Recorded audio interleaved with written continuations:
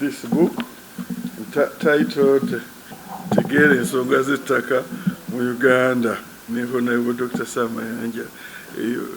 I congratulate the ministry on publishing this book on land issues in Uganda.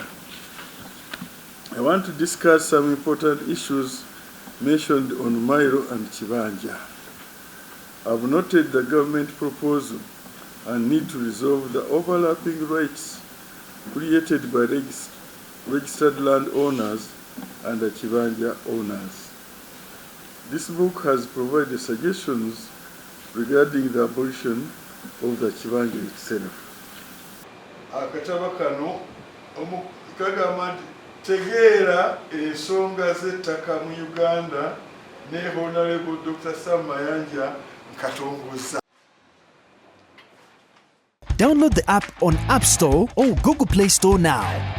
Vision Digital Experience, the future of media.